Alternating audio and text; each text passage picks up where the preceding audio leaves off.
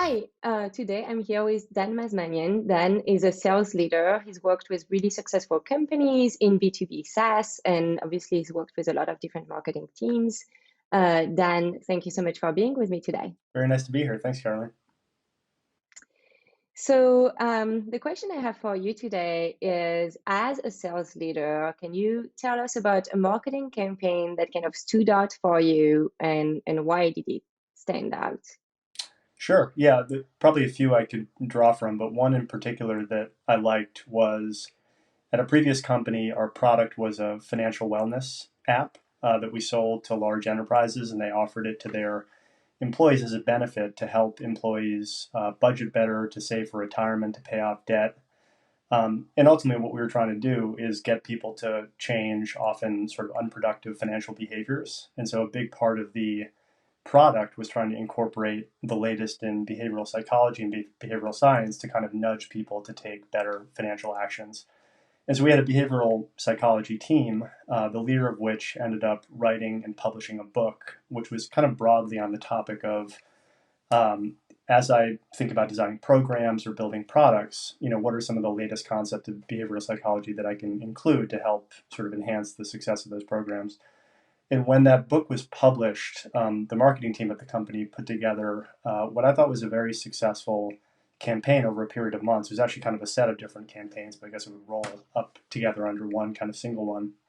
And a few examples of some of the things that they did is, first of all, we used that book and the release around it to help drive top of funnel activity. And so we actually sent out the book, the physical copy, with a note from our CEO out to some very targeted executives, which kind of broke up the typical like email and phone based outreach that the team was accustomed to doing, Mm-hmm. put a different format in front of our targets. We also kind of within the opportunity funnel set up a series of events in some cities where we had both customers and prospects.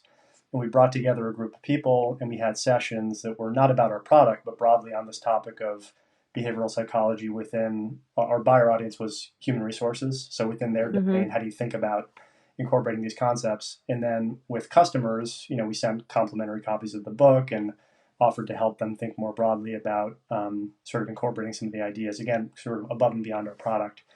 And so the reasons I really liked it was, first of all, you know, it's easy as a salesperson to kind of get trapped in the like, I'm just going to tell you about my product, why it's better, why it's superior to other competitor offerings. Mm-hmm. When you can actually bring something really of value above and beyond that, you build credibility and trust, and people think of you as someone who's really trying to help them run their business better, which was Right. effective.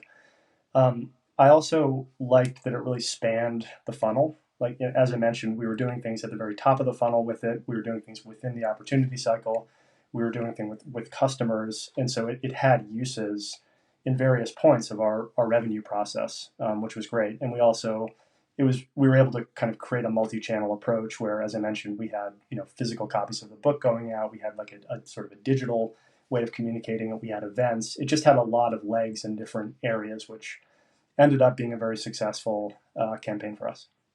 Right, right. It's pretty brilliant to try to, once you have a concept that works, you want to build upon it as much as you can, right? To leverage it That's right. across channels and across the sales cycle. Yeah. Great. And actually, I have a second question for you. So you've worked with a lot of marketers, and I'd love to know, in your opinion, what is the one thing that all successful marketers have in common? Yeah, great question. Maybe I can do one and a half or two if you don't mind. If you don't mind. I love that. Yeah. We Okay. can have more things in common. Yeah. So I mean, actually, the first one maybe ties back to that campaign specifically, which I think the beauty of that campaign is that we were able to use it just at various points of our sales cycle and even sort of customer Mm-hmm. cycle. And I do think the best marketing leaders that I've worked with have taken that view.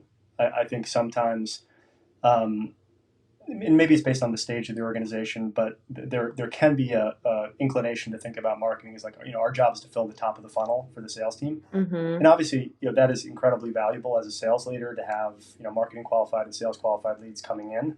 But again, the marketing leaders who have taken a broader view of the places that marketing can support the sales team in the organization, In my world has mostly been enterprise sales, and the sales cycle itself in enterprise sales, it's long. You're zigging and zagging.